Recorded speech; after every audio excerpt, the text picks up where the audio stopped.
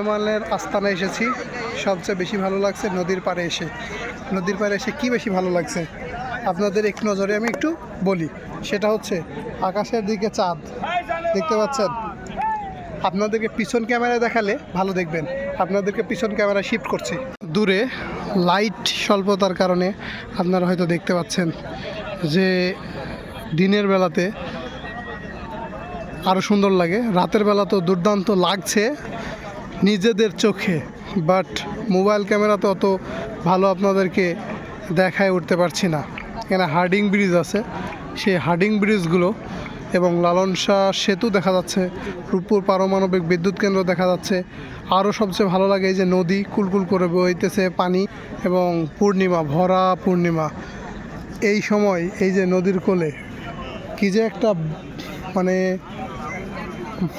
চমৎকার বাতাস, সেই ভালো লাগছে।